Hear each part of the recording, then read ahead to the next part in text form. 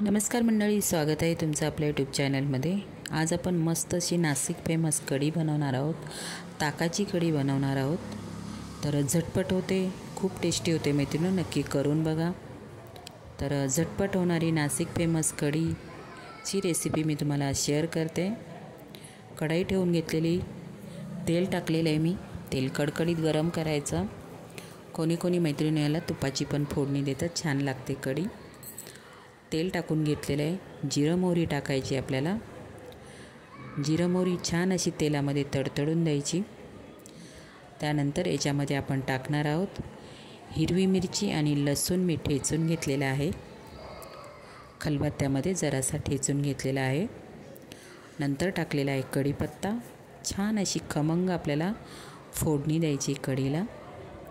1 मिनिटभर आपल्याला सगळं असं व्यवस्थित तेलामध्ये परतून घ्यायचं आहे। खूप छान लागते मैत्रिणींनो ही कढी। तुम्ही चपातीसोबत, भाकरीसोबत किंवा गरम गरम भातासोबतही कढी खाऊ शकता। आपण ताकाची कढी बनवलेली आहे। खमंग अशी फोडणी तयार झालेली आहे। अर्धा चमचा हळद टाकून घेतलेली आहे मी अर्धा लिटर इथे ताकाचा वापर केलेला आहे। ताकामध्ये मी चण्याचं पीठ 2 ते 2.5 चमचे मिक्स करून घेतलेलं आहे। आणि बिलकुल अशा गाठी ठेवायच्या नाही, व्यवस्थित प्लेन करून घ्यायचं पीठ आणि ताक व्यवस्थित मिक्स करून घ्यायचं आहे। आता ते मी फोडणीमध्ये ओतून घेतलेलं आहे। आता मिनिटभर आपल्याला मिक्स करून घ्यायचं आहे। कलर बघा कढीचा केवढा मस्त आलेला आहे। प्रमाणात आपण हळद कढीमध्ये वापरायची आहे। व्यवस्थित असा कढीला खूप हळद नाही टाकायची, कमी पण नाही टाकायची, प्रमाणात टाकायची हळद। तर कढीला कलर पण छान येतो। तर इथे बघा मस्त अशी खमंग फोडणीची, याला तुम्ही जिवंत फोडणीची कढी बोलू शकता। तर आता आपल्याला मीठ टाकून घ्यायचं आहे। मीठ टाकल्यानंतर आपल्याला 2 ते 3 मिनिटांसाठी कमी गॅसवरती उकळून द्यायची छान कढी।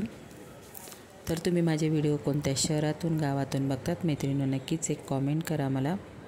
आणि माझी ही नाशिक फेमस कढीची रेसिपी तुम्हाला कशी वाटली? झटपट होणारी आणि टेस्टी तर खूप आहे, नक्की करून बघा। माझी कढीची रेसिपी तुम्हाला आवडली असेल तर नक्कीच आपल्या व्हिडिओला लाईक करा आणि तुम्ही पण करून बघा। तुमची कढीची रेसिपी कशी झाली माझ्याबरोबर शेअर करायला मैत्रिणींनो विसरू नका। तर बघा कढीला मस्त अशी उकळी आलेली आहे, बिलकुल फुटत नाही ही कढी। कोणाकोणाची कढी फुटते, पण अशा पद्धतीने तुम्ही जर कढी केली तर कधीच तुमची कढी फुटणार नाही। तर कढीला कलर बघा किती मस्त असा आलेला आहे।